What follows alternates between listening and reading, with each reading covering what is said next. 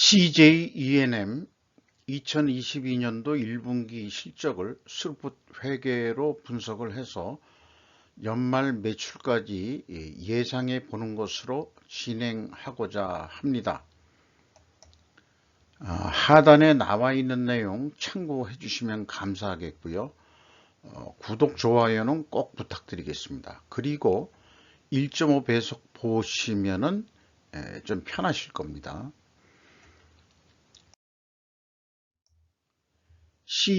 JE&M에 대한 최근 뉴스로 다음과 같은 뉴스가 검색이 됩니다. CJE&M 사우디 문화부 문화교류 협력 강화 MOU 맺어, 이런 기사인데요. 하메드 빈 모함마드 파예즈, 왼쪽부터 사우디 문화부 차관 바데르 빈 압둘라 빈 파르한 알 사우디 문화부 장관, 이미경 CJ 부회장, 이분이 이제 그 부회장님이신 거고, 강호성 CJ E&M 대표가 지난 9일 서울 마포구 CJ E&M 센터에서 업무 협약을 체결한 후 기념 촬영을 하고 있다 해서 이 사진을 CJ E&M에서 제공한 것으로 되어 있습니다. 서울경제 6월 10일자 박준호 기자의 기사였습니다. 뭐 좋은 뉴스겠죠. 네. 그리고 어제 제가 유튜브를 보다가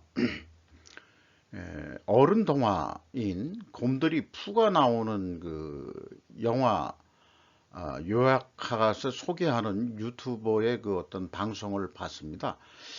그런데 이제 이 줄거리에 참 관심사인 원가 회계 얘기가 나옵니다. 그래서 제 생각이 그런 어른 동화 영화 속에서도, 허리우드 디즈니 영화 속에서도 원가 회계 패러다임이 세뇌되어 있는 그런 현상을 봅니다.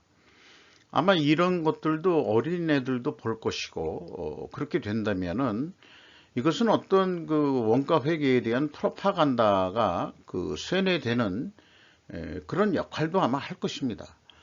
그래서 개인적으로 한번 좀 생각을 해봤는데, 이게 이제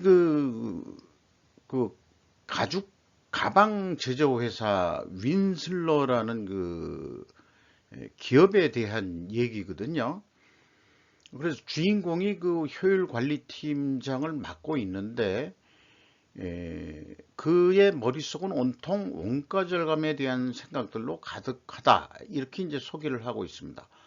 그리고 장사가 안 돼서 직원들을 해고해야 할 상황에 처해 있었는데, 어떤 획기적인 해결책을 이사회에 제시하라는 오더를 받고 고민하는 중에 우연히 어린 시절 곰돌이 푸 친구들을 동화 같은 얘기지만은 제외하고 회사로 돌아오는 과정에서 우연히 어떤 번뜩이는 아이디어로 새로운 해결책을 제시하는 그런 내용의 줄거리였습니다.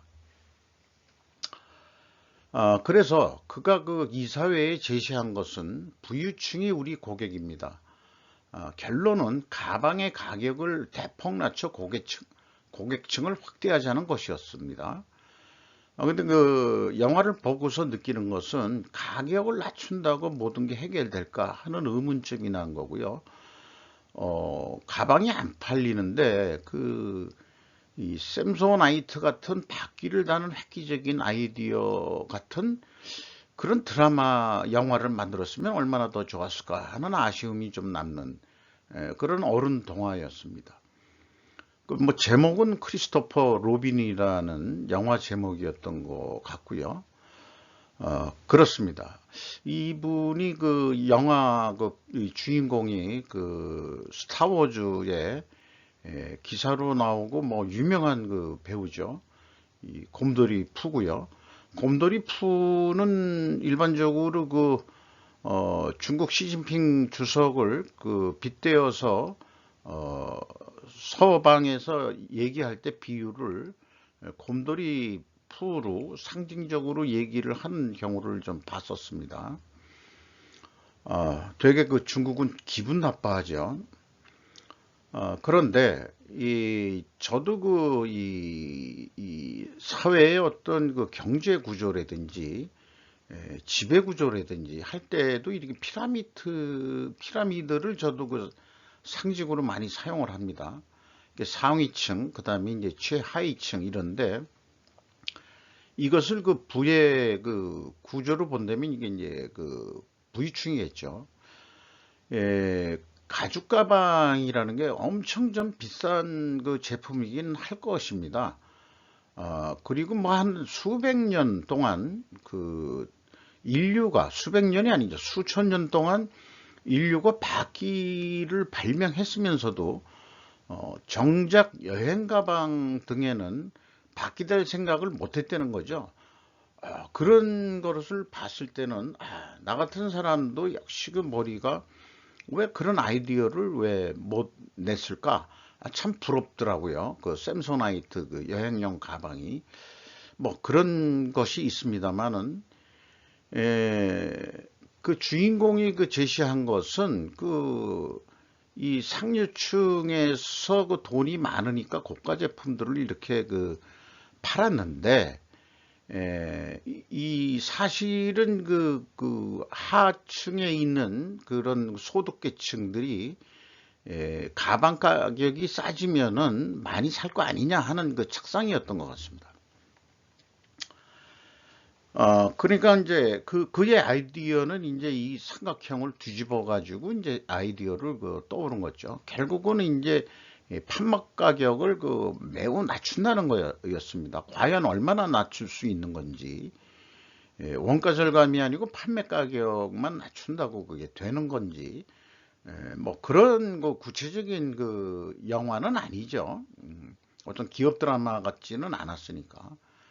그리고 이제 결론적으로 그 직원들은 결국 해고하지 않을 수 있었을까?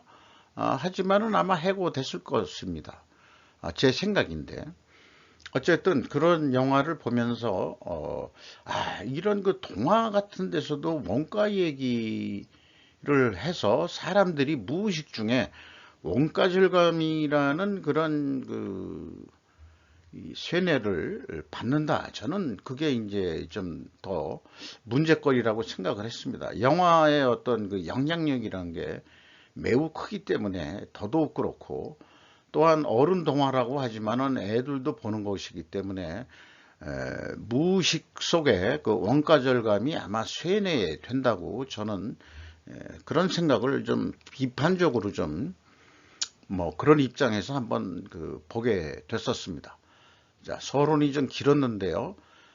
CJ ENM은 원가 절감을 하는 회사인지 아니면은 뭐 다른 그 먼저 돈을 벌려는 아이디어를 내는 회사인지 좀 살펴보기로 해보죠. 살펴보기 전에 먼저 주가를 보면은 그 11만 2,800원으로서 2021년 말 대비 그 2만 6천 원이 하락을 했습니다. 장부 가격 대비로는 그 71% 선입니다. 좀 시장에서 대우를 좀 못 받고 있는 입장이죠. 시가총액은 2조 한 3천억 원대고 한 5천억 원이 좀 사라졌고요. 그 다음에 이제 ESG 기업 가치로는 3조 8천억 원으로서 이것은 거꾸로 3,451억 원이 증가를 했습니다. ESG 기업 가치는 다음에 또 기회가 있으면 설명을 하는 것으로 하고요. 주식 그 5% 이상 주주명은 뭐 참고해 주시기 바라고, 외국인이 한 20.65%로 매우 높은 비율로 들어와 있습니다. 손익 내용에 와서요, 그 매출이 6,518억 원으로서 0.4% 감소했습니다.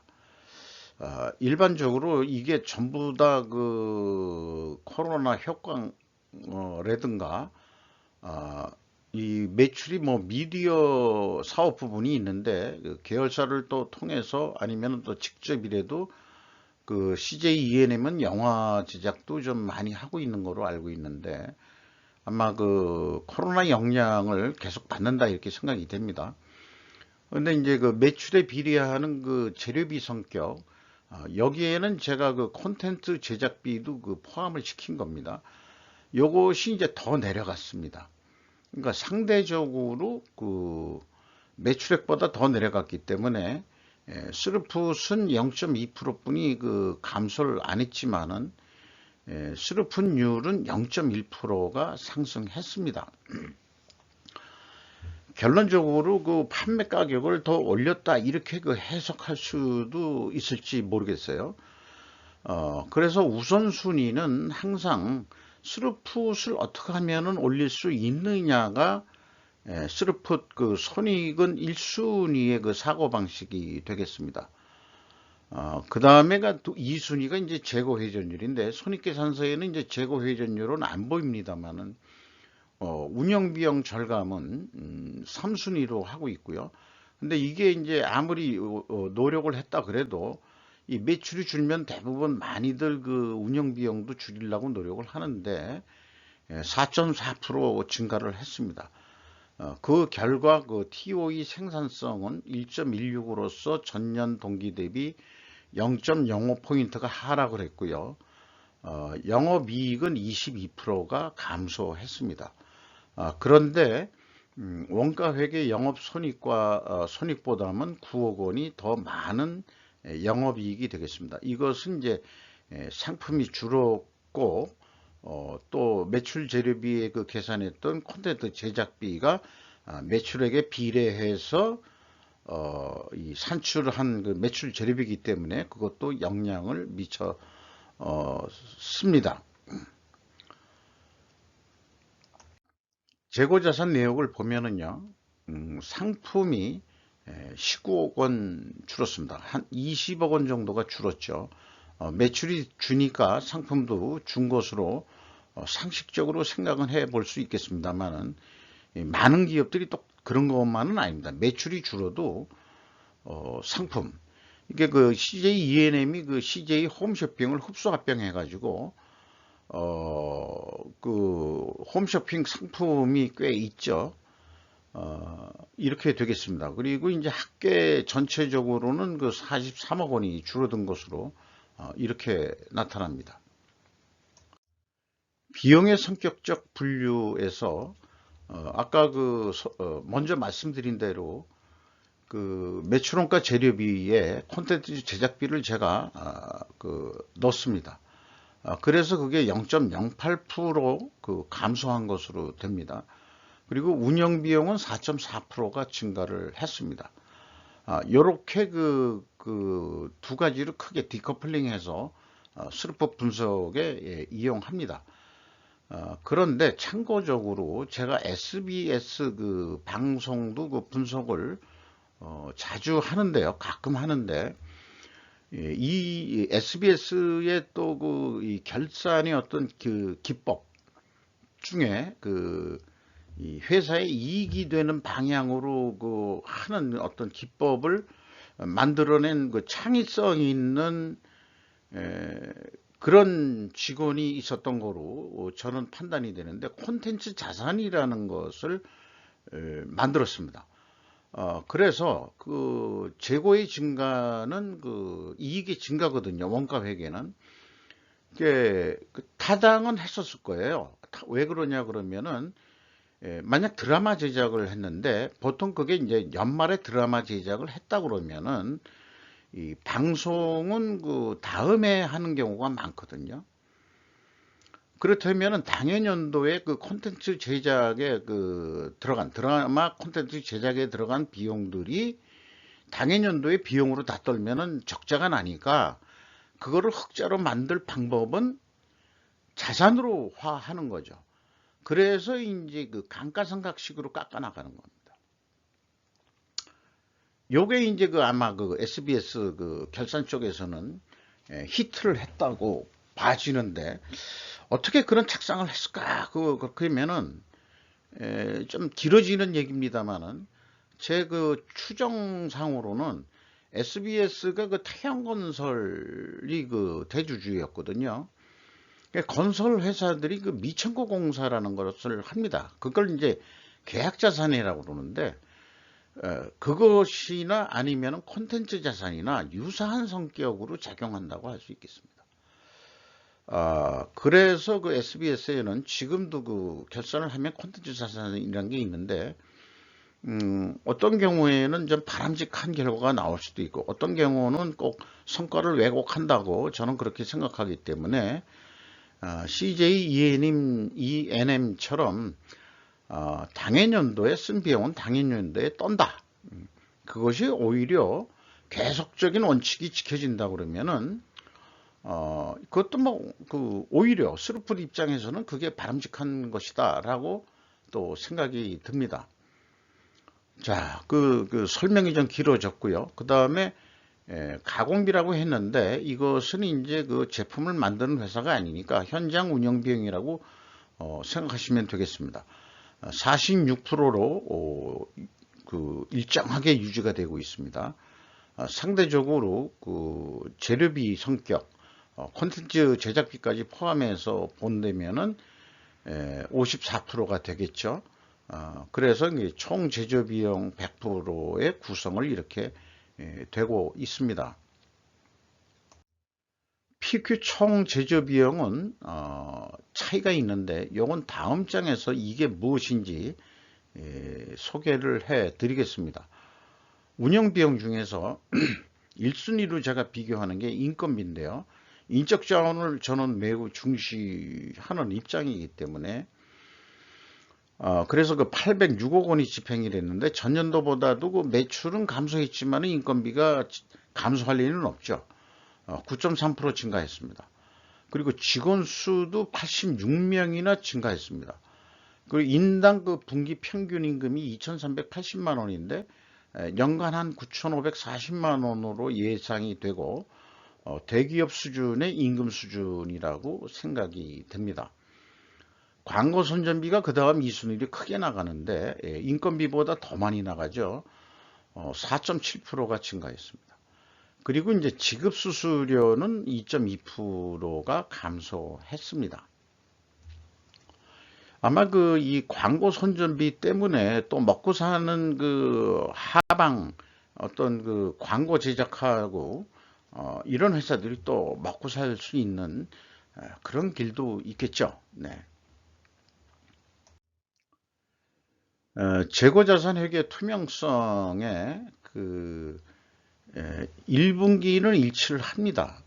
그래서 그 아까 그 PQ 총 제조 비용의 차이는 BWCI의 증감액이 되겠습니다. 회사는 비성분 재고자산의 변동 범위를 전체 재고자산으로 하고 있는 것이고, 그 다음에 그 1번 WCA 가공비 배부 재고자산은 상품의 가공비가 배부되든 안 하든 매출원가에 이 재고 증감이 영향을 미치기 때문에 그것만 대상으로 하고 있는데 그 차액이 23억 원인데 그게 이제 아까 원재료라든지 다른 저장품이라든지 그런 차이가 되겠습니다. 제 생각에는 1번으로 하면은 참 좋을 텐데 왜 그러냐 그러면은 이게 이제 그 비성분으로 그 표시가 되면은 요게 이제 플러스로 이제 그 되거든요. 플러스라는 얘기는 이제 재고가 요거 이제 마이너스라는 건 재고가 감소했다는 얘기인데 마이너스인 경우에는 또 그 비성분에서는 플러스로 표기가 됩니다. 그렇게 되면은 그 19억 원이니까 20억 원이라고 그러고 20억 원이면은 현재 그 이 회사가 제시한 금액보다도 적어지니까 매출원가가 줄어들거든요. 그러면은 이제 영업이익이 증가할 것으로 되는데 어떻든 그 동일한 기준을 계속 원칙을 지켜가면은 뭐 이상은 없는 것이긴 합니다만 총 제조 비용의 왜곡이 좀 일어날 수 있는 상황입니다. 그래서 전체 재고 자산의 그 변동 범위는 바람직하지 않은 것으로 저는 그렇게 믿고 있습니다. 현금 흐름표 기준 전체 재고 자산의 금액 역시 일치합니다만 아쉽게도 전년 동기는 47억 원이나 크게 차이가 납니다. 이걸 현금식으로 읽어 볼게요. 현금이 그 34억 원이 나갔다면은 재고 자산이 34억 원이 증가했는데 2억 원뿐이 증가를 안 했습니다. 그러면 32억 원이라는 현금이 어디로 날아갔냐라고 물을 수밖에 없는 거죠. 그러면은 그 재고자산 평가액으로 그 감소시킨 게 10억 원이다. 32억 원에서 또 감소를 시켰기 때문에 요거는 이제 이 더하는 거거든요. 그 평가손실 환입. 이건 평가손실 금액이고 요건 또 거꾸로 환입을 잡았어요. 그러니까 차이가 더 벌어집니다. 47억 원으로서. 자, 이게 그렇게 전분기에는 좀 이상하다. 뭔가 회계 투명성이 재고자산 매출원가 회계 투명성이 좀 안 맞는다. 이렇게 이제 판단할 수 있겠습니다. 이 경영평가 지표로 와서요. 재고 회전율이 떨어졌고요. 재고가 감소했음에도 떨어진 겁니다. 그리고 수르푼율은 약간 증가를 했고, 요거는 이제 판매 가격이 상승했다고 추정이 되는 거죠. 그리고 이제 이 재고 회전율이 떨어졌을 때는 상품 매입 가격이 상승하지 않았느냐 이렇게 추정이 되는 거고, 또 TOE 생산성이 그 스루풋은 약간 증가했는데도 생산성은 떨어진 것은 결국 운영 비용이 증가했기 때문에 또한 그렇다. 그래서 이 세 가지가 어울려졌을 때 이게 다 같은 방향이 아니고 하나라도 역방향이 있다면은 분식회계 개연성이 있다. 그러면은 1분기에는 이상이 아까 없다고 봤는데 아까 이 전년 동기는 좀 이상하다고 그랬잖아요. 요게 이제 그 증감 대비로 보는 거기 때문에 전년도가 뭔가 이상했었다 이렇게 볼 수 있는 거죠. 이렇게까지 아마 분석하는 사람은 아마 대한민국에 저 하나밖에는 없을 겁니다. 뭐 자관저는 회계 투명성에 대해서 편집적인 어떤 그런 투명성을 강조하는 입장이다 보니까 그렇습니다. 임팩트 미래가치는 17.1%가 하락을 했습니다. 주가 하락 요인이 되겠습니다. 그런데 이제 매출채권 수급 속도 좀 빨라졌고요. 그 다음에 매입 채무 지급 속도도 빨라졌습니다. 이것은 이제 바람직한 상황이라고 보겠습니다. 현금 재무 지표로 와서요. 캐펙스 그 자본적 그 투자 지출은 9,160억 원이나 이 투자가 됐습니다.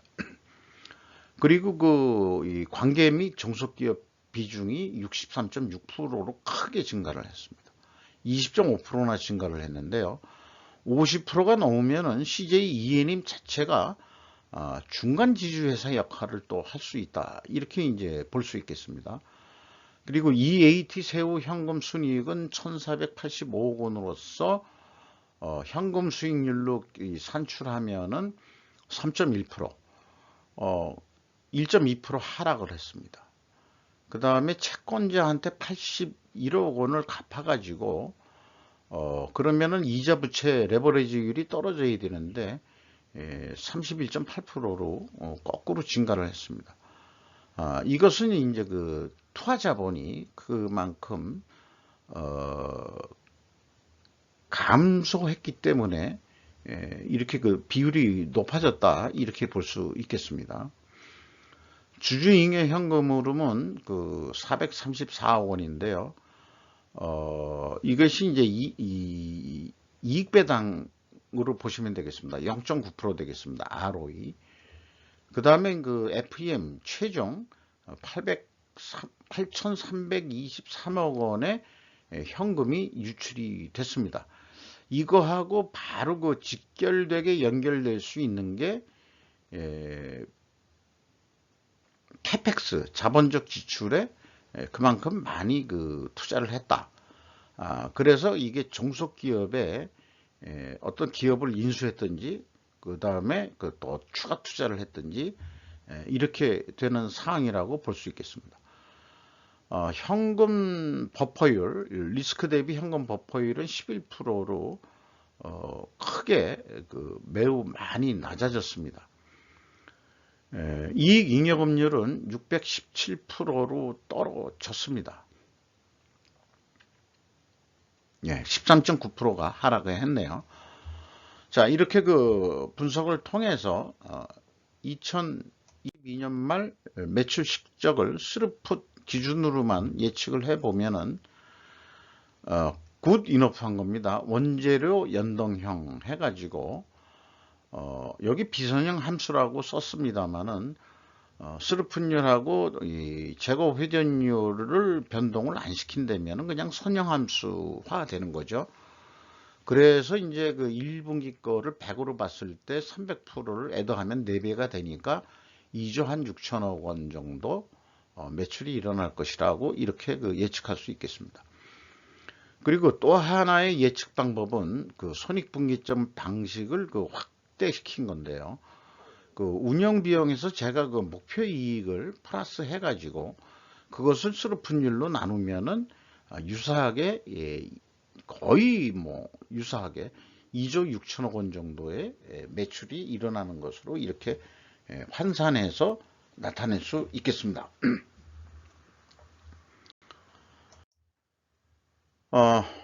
좀 밋밋하잖아요. 그렇게만 예측을 하면은 그러면은 이거를 4억 계획 승인을 받는다 이렇게 상상을 해서 한번 얘기를 해보면은 예상한 이 매출원가 재료비, 그 다음에 매출 재료비죠. 그 다음에 가공비, 그리고 판매 관리비 이런 거를 포함해 가지고 사업 계획을 세운다면 한 2조 6천억 원 정도 할 수 있겠어. 이렇게 되면은 그러면은 이제 줘서 2조 6천억 원으로 사업 계획을 승인을 냈다. 그러면은 이제 2,617억 원의 이제 영업이익이 나는 것으로 이렇게 이제 예상을 할 수 있습니다. 그러면은 조금 우리가 더 노력을 좀 해봅시다. 그렇게 된다 그러면은 스루풋율의 변동은 없을 것 같다. 판매 가격도 더 올리기도 어렵고 그러면은 재고 회전율만 조금만 더 올려보자. 1%만 더 올려보자. 이랬을 때 이 매출액이 2.3% 오르고 매출 재료비 2.6% 오르고 가공비 0.6% 오르고 판매 관리비 0.6% 오르는 거로 이런 구성 비례로 반영해서 올라갈 것이다. 이렇게 예측을 할 수 있습니다. 그런 경우에 조금 이 매출액이 증가하는 건데요. 프로핏 영업이익은 3천억 원 정도로 이익을 더 낼 수 있을 것이다. 이렇게 한번 예측을 해 볼 수 있겠습니다. 이상 CJ E&M에 대해서 1분기 실적을 분석을 하면서 연말 매출액까지 예상을 해봤는데요. 첫 부분에 이 어른 동화 속에서도 영화 속에서도 원가 회계의 원가 절감이라는 어떤 이 쇠뇌적인 그런 프로파간다가 들어가 있는 것이 있다 하는 점을 좀 말씀드리고 CJ E&M이 영화도 만들고 또 CJ가 만든 영화를 통해서 올해 유럽 무슨 영화제에서 송강호 배우가 나무 최우수 주연상인가 받은 등등이 좀 기억이 나서 영화라는 게 이렇게 이용될 수도 있다. 그런 생각도 좀 겸해서 이런저런 생각이 있어가지고 그 부분을 넣어봤습니다. 결국 CJ E&M도 매출이 감소한다 그래도 원가 절감은 그렇게 쉬운 게 아니거든요. 아닌데도 계속 그렇게 동화 속에서도 원가 절감하라는 영화가 나올 정도니 스루프 회계가 설당을 만들어야 될 텐데 이 성공 사례가 나오기를 바라면서 이상 마치도록 하겠습니다.